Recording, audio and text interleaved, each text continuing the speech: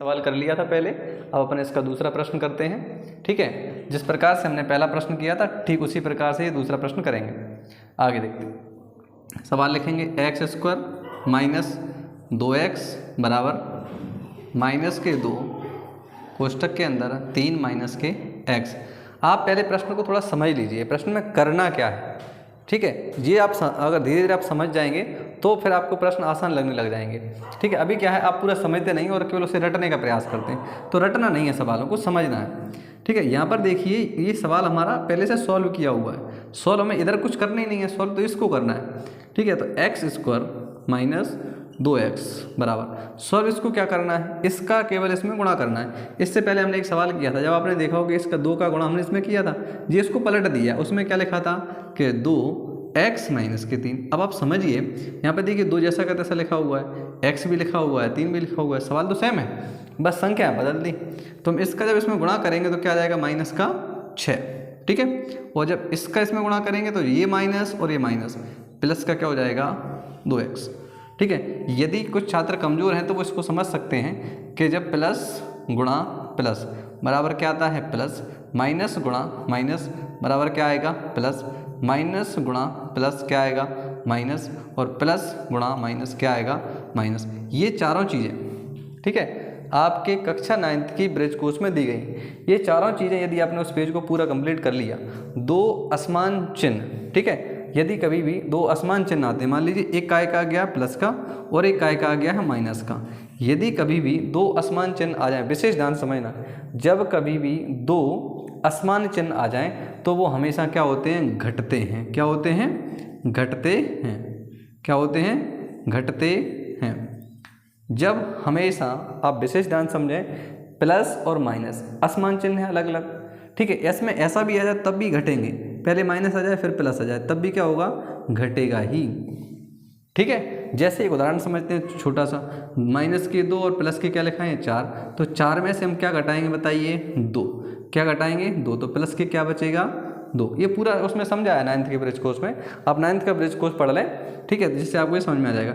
यदि इसको हम पलट दें, अगर ऐसा लिखा होता कि प्लस सी या जो प्लस के क्या लिखे होते 2 और माइनस के क्या लिखे हों 4, तो यहाँ पर भी क्या होगा कि माइनस के 4 और प्लस के 2 जब इसको घटाएंगे तो क्या बचेगा 2। देखिए दोनों में क्या स्थिति है, यहाँ पर 4 काय का था बोलिए प्लस का, ठीक है, 2 काय का था माइनस का, 4 में से 2 घटा था तो क्या बचा था 2 और चिन्ह काय का बचेगा प्लस का। ऐसे यहाँ पर क्या है 4 क्या है माइनस का, 4 क्या है माइनस का, 4 में से 2 घटा था तो क्या बचेगा 2। क्या आप मेरी बात समझ पाए हैं? इसको आप यहाँ पर ठीक से समझ लें। ठीक है, यहाँ पर भी ऐसे ही हुआ है कि जब इसका गुणा इसमें किया तो जिसके आगे कोई चिन्ह नहीं होता है वो काय की मानी जाती है प्लस की। ठीक है, जिसके आगे कोई चिन्ह नहीं है, तो यहाँ पर हमने एक संख्या काय की मिली माइनस की, दूसरी काय की मिली हमें प्लस की, ये माइनस की है ये प्लस की है, दोनों का गुणा होगा तो क्या बचेगा माइनस।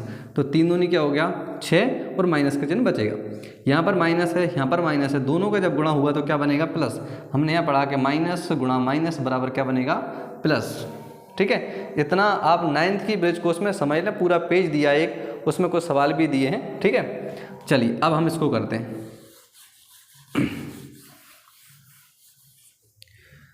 एक्स स्क्वायर जैसे के तैसे।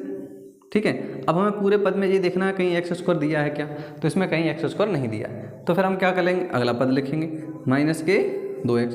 अब आपको जैसे हमने पहले देखा वैसे इसमें भी देखेंगे कि x वाला ऐसा पद ढूंढिए जिसमें घात ना हो, तो यहाँ पर दिया बराबर के उस तरफ इस तरफ लेकर के आएंगे तो काय का हो जाएगा माइनस के 2x।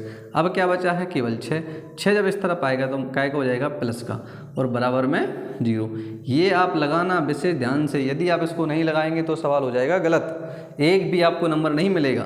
तो ये आपको लगाना जरूरी है, तभी ये पता लगेगा कि ये बराबर के इस तरफ आ गया। ठीक है, आगे देखें एक्स स्क्वायर, ये माइनस का है ये भी माइनस का है, दोनों जुड़ेंगे तो क्या हो जाएगा बोलिए प्लस, ये हो जाएगा 4x।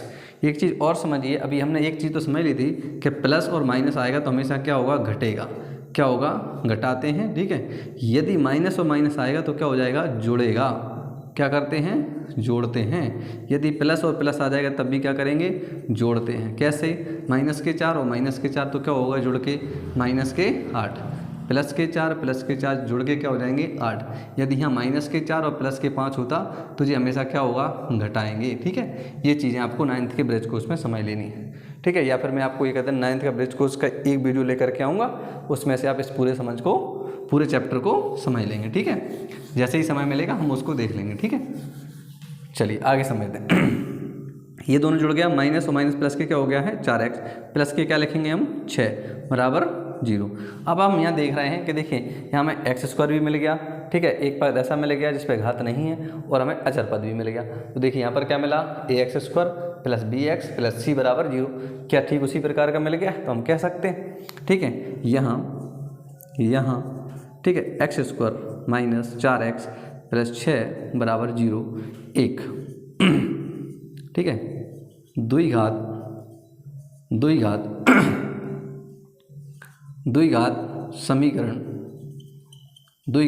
समीकरण वो जो आपने समीकरण देखा है उसको हम यहाँ लिख देंगे। ठीक है, कैसे ax² plus bx plus c बराबर 0 के प्रकार का है।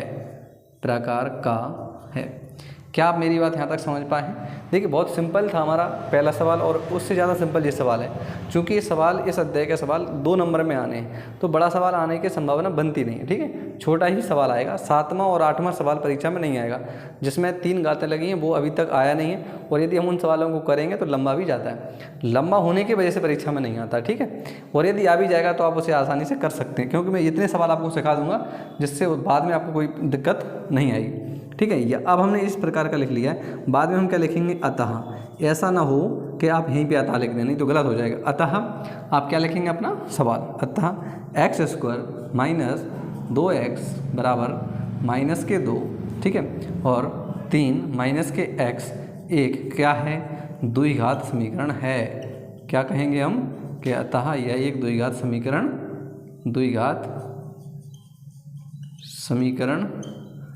है। क्या मेरी बात समझ पाए हैं बच्चों आप यहाँ तक? ठीक है, इस तरीके से यदि आप पूरा सवाल करेंगे और इसके अगले प्रश्न करेंगे ऐसे ही हम, ठीक है, तो जय हिंद। ठीक है, देखिए आगे।